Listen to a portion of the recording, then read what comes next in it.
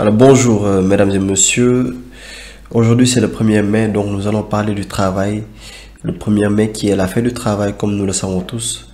Donc nous allons dédier cette séance à tous les travailleurs du monde.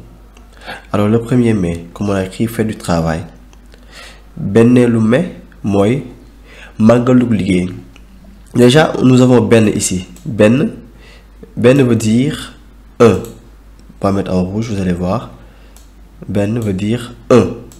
Donc si on dit ben 1, benneelu va représenter premier, c'est-à-dire le premier jour du mois de mai.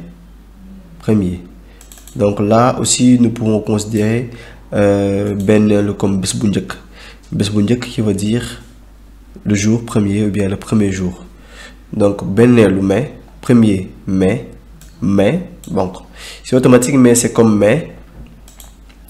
Mais donc à chaque fois que nous serons vers un mot, nous allons mettre ce terme en rouge, n'est-ce pas? Mooy màggalug liggéey. Mooy.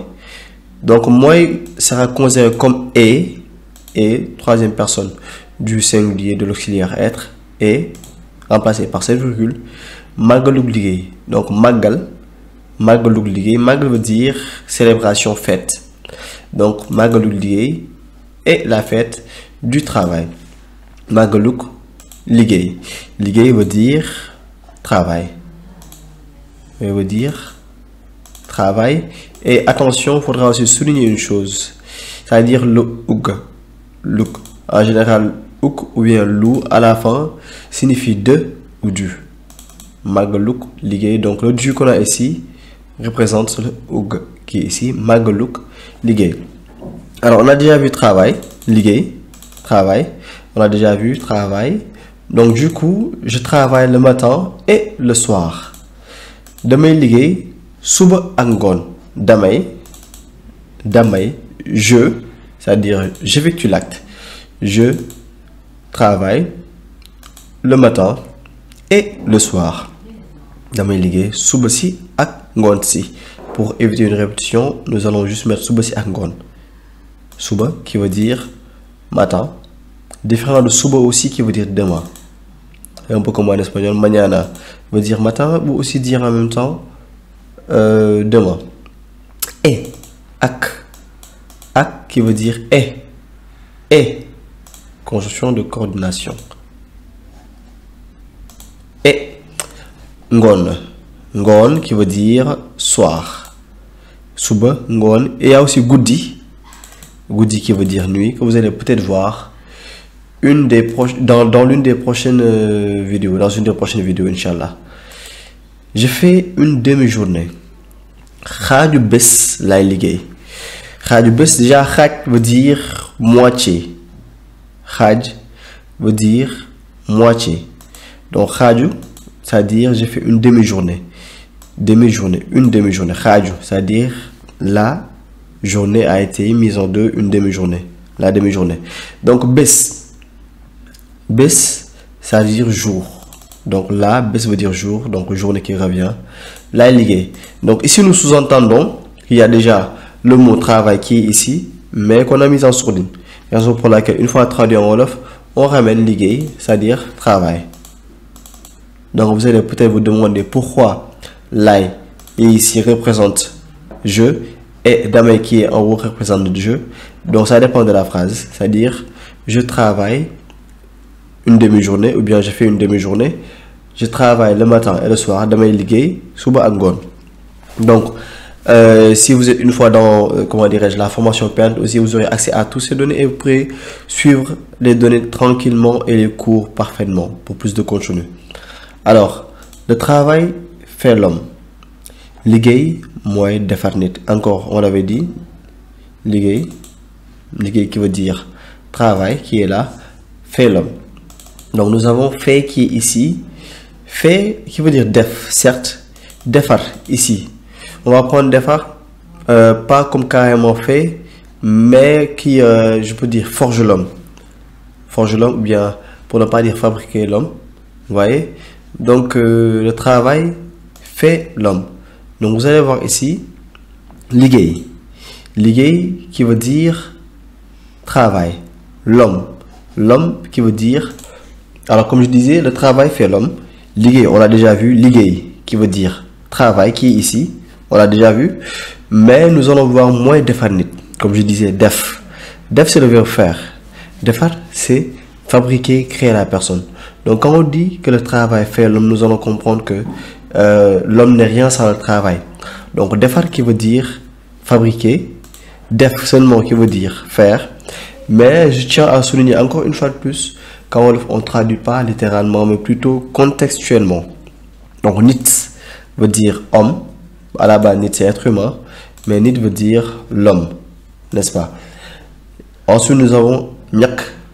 Nyak, jeriñu. Nyak, jeriñu. Nyak, jeriñu. Donc, vous allez voir nyak qui veut dire la sueur.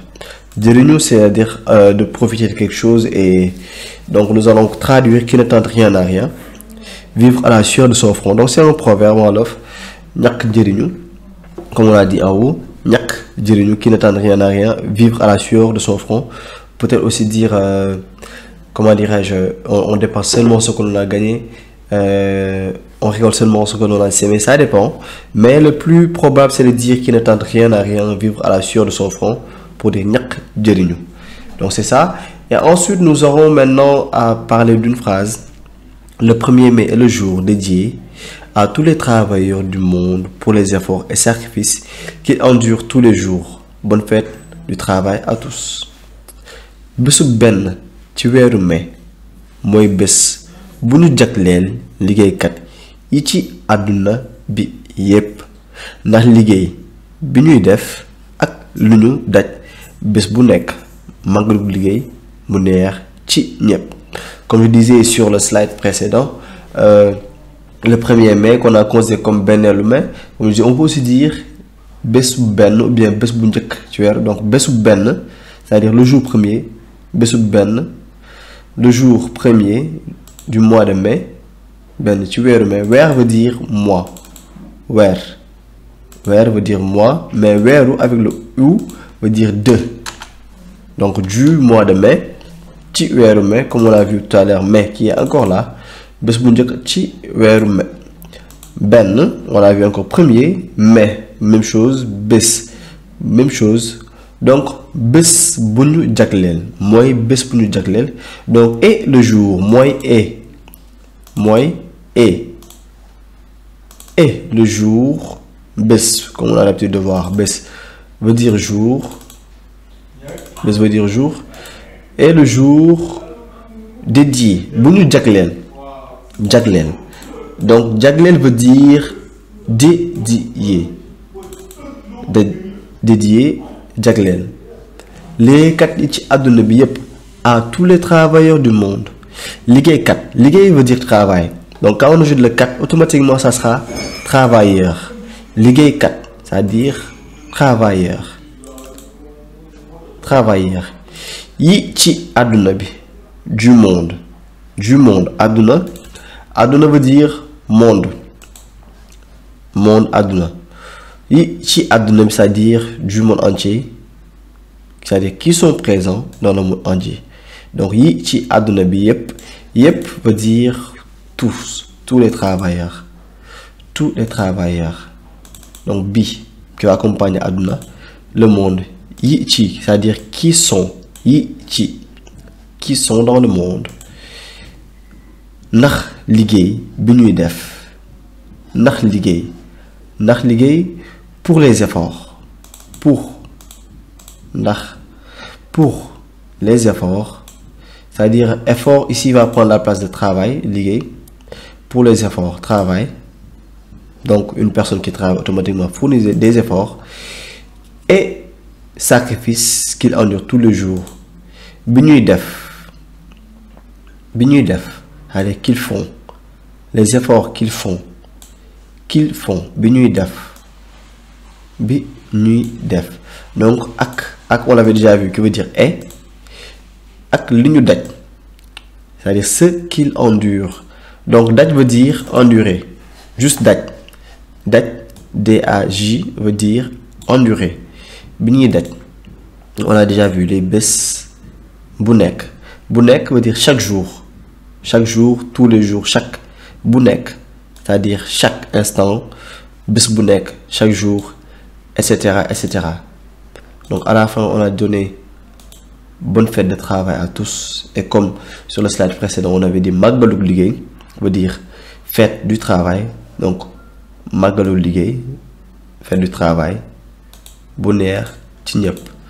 Bonne fête du travail à tous. Donc ce qui veut dire agréable fête du travail à tous. Bu neex ci ñëpp. Donc neex c'est agréable.